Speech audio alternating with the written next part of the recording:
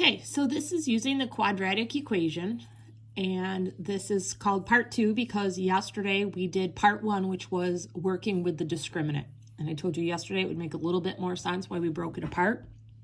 So hopefully you'll be able to see that.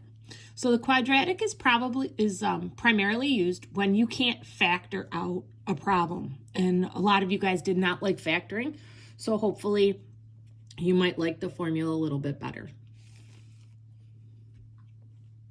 Okay, so at the top of the page, we're going to highlight some important stuff. This is the quadratic formula. It is usually given to you on the reference sheets, so you don't have to have it memorized, but you do have to know what it is. And this equation over here is what we've been using to figure out what is our A, our B, and our C. So that should look very familiar to you. As we look at the quadratic formula, we want to make sure we understand what the symbols are. It says negative B, which means there will always be a negative sign there when we start off. And then it says a positive and a negative on top of that. That's because the next symbol is the square root symbol. And way back in September when we did Chapter 0, we talked about if you take a square root of a number, it could be positive or negative. And I said that would come back and we would see it again at the end of the year. And here it is. Inside the square root symbol, right here, this is the discriminant. This is what we worked on yesterday. So hopefully once we start plugging that in, that will not be real scary for you. That's usually the section where most kids make the most mistakes. So by breaking it into part 1 and part 2, hopefully this formula will not give us that many problems. Okay, and then underneath is 2 times A. So we're going to look at the directions and see what it says. It says solve each equation using the quadratic formula. Now that's going to be important because it says you have to use the formula. So even if you can factor it, if you don't use the formula, you can't get any credit because that's what the directions ask for. Next, it says round to the nearest tenth if needed. So we need to remember, what does that look like? Well, nearest tenth is one number after the decimal. So that means we look at the number behind here, and if it's 5 or higher, it goes up. If it's 4, 3, 2, 1, or 0, it stays the same. Okay, so we're going to get started. I write down my formula all the time. You guys know that. Some of you really should, but refuse. And some of you will use the tricks that we have talked about all throughout the year, where you have to write it on a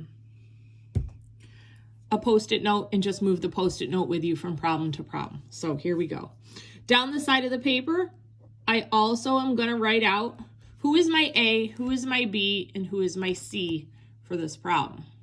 Okay, so A would be here. There's nobody there. Who hides there? Well, that's our hidden superhero. That's 1. B is the next number with the X, so that's -2. Remembering to keep his sign. And C is -7. Now that we know that, we're ready to start filling in. All right, so B's already got a minus, but I'm putting in a -2, so that means there's 2 negatives there. I'm going to put my plus negative sign in, my square root symbol, and now I'm going to start filling in what we did yesterday, which was the discriminant. So hopefully you remember you need to use your parentheses there. -4, A is 1, C is -7. All over 2 times A, in this case, which is 1. I'm going to spread things out a little bit so we can see them a little bit better. Negative and a negative together touching like that, we can't have that. So what do 2 negatives make? Hopefully they make a positive.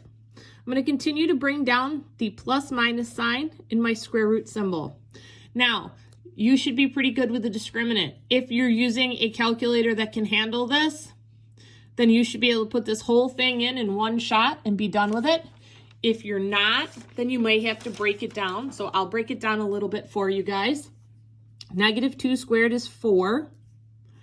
And -4 times 1 times -7 is going to give me 28.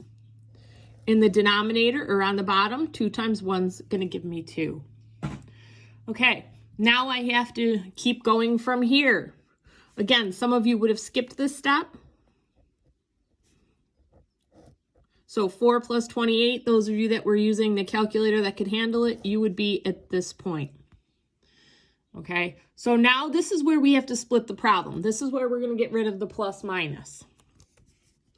All right, so you're going to have 2 plus the square root 32 divided by 2 and 2 minus the square root of 32 divided by 2. And we're going to have to put both of these in the calculator. Okay, so a word about that before we get started. Okay, so 2 plus second key x squared if you're using the TI-84s, either by downloading them or a couple of you have them. And then you're going to put in the 32. I always hit enter. I get my crazy decimal, and then I will hit divided by 2. Because if you do 2 plus the square root of 32 and then just hit divided by 2, it's only going to divide the square root of 32 by 2.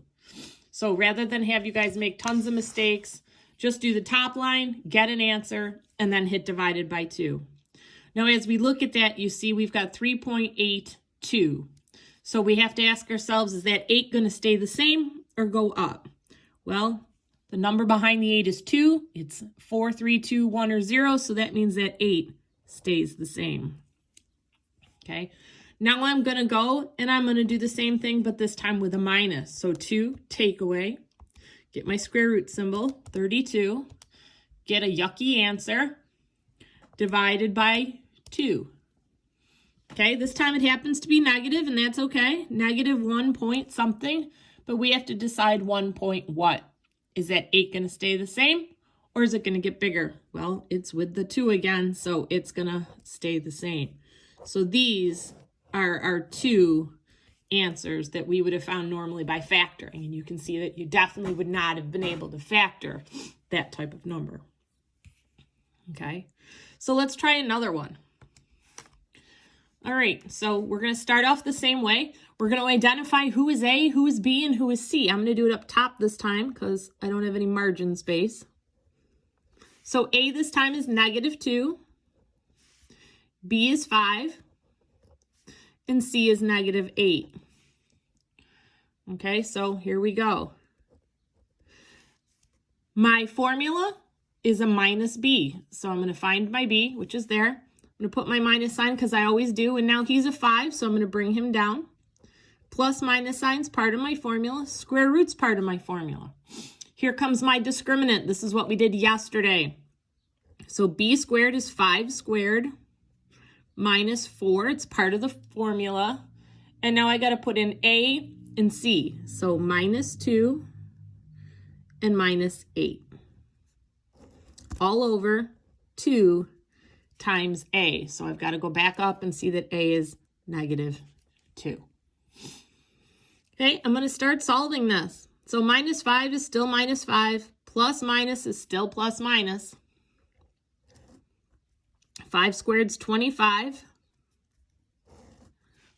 Negative 4 times negative 2 times negative 8 is going to give me negative 64.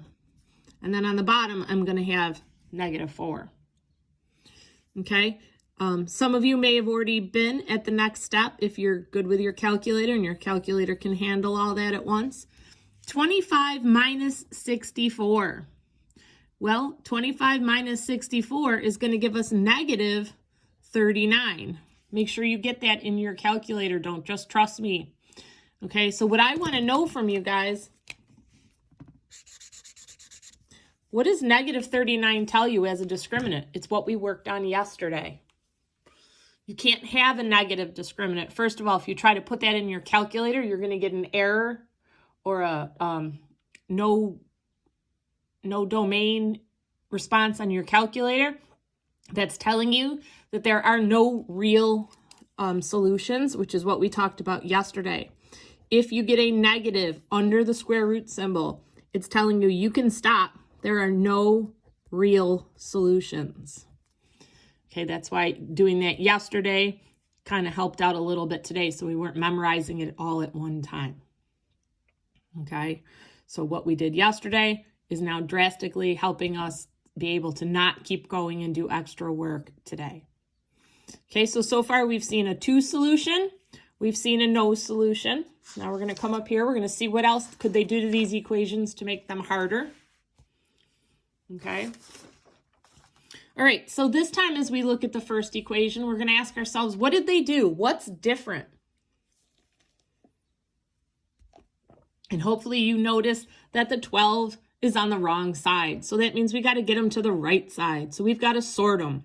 If we move them to the other side, we have to change his sign. So 2x squared plus 6x minus 12 becomes a positive 12, and it equals 0. So now we are in the right setup, and we're ready to start pulling out our information. Down the side, we want to know who is A, who is B, and who is C. Well, A is 2, B is 6, and C is 12. I'm going to go into my problem. I'm going to fill in my formula. I'm going to put it up top again so we have it to see, so I don't make any mistakes when I'm doing it. So for those of you that don't like writing it every time, this is one way for you to be able to visually see it if you're not going to move a little Post-it note with you. So here we go. Minus 6 is my B, plus or minus. Here comes my discriminant, what I did yesterday. B squared, which is 6, so 6 squared minus 4, because that's part of the formula. A is 2, and C is 12. All over 2 times A, which is 2.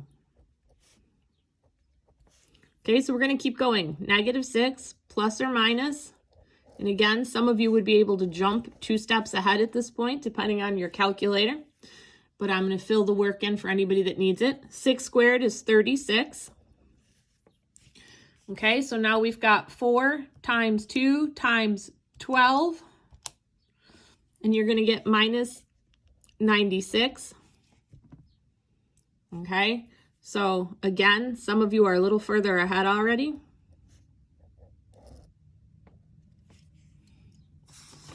Okay, what are we going to get underneath here? 36 minus 90 is going to give us, oh boy, negative 60 over 4. Hopefully right now you're like, hey, I can stop there because my discriminant is what? It's negative. So what does that mean? No real solutions. And I would be able to stop there.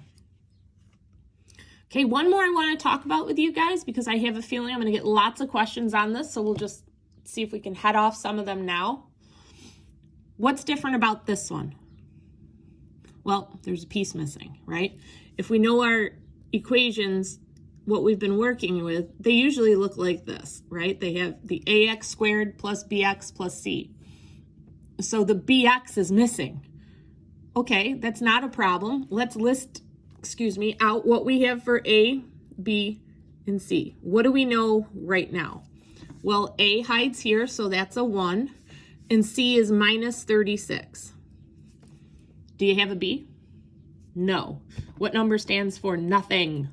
0. That's right. So just because it's not there doesn't mean you can't do it. Remember, 0 is a number. Don't be afraid. Okay, so we're going to look at this now. We're going to fill it in our formula, and I know this is going to freak some of you out, but that's okay. B is 0, so minus 0, plus or minus, okay, over 2A, which is 1. So B is 0 again, so this is going to not be as scary as you guys think. You guys just don't like zeros for some reason. They mess you all up, okay? Keep telling you 0 is a wonderful number to work with. It makes life so much easier. So minus 0 is the same thing as positive 0. Plus minus, we're going to bring all this down. We got 2 on the bottom. Okay, what's 0 squared? 0. Okay, so now I've got minus 4 times 1 times minus 36. And that's going to give me positive 144. All right, so what that means is I'm going to have positive 144 divided by 2, and negative square root of 144 divided by 2. Okay, so square root of 144 is 12. 12 divided by 2 is 6. And over here, negative square root of 144 is negative 12 divided by 2 is negative 6. And there are our two roots on that side. Okay, so that hopefully cleared up some questions about what to do if it's not in the right form and what to do if pieces are missing. If you have anything else that happens, please feel free to send me a message through Remind, and we'll see what we can get figured out. Today and tomorrow, you're going to be working off of 9-5 in your Chapter 9 packets. Today, we're going to do odds. Tomorrow, you're going to do evens. So I believe it's 1 through 13 odd on day 1, which is today, and 2 through 14 even, which is tomorrow. And the packet is actually a link that you can click right on the website. Thanks.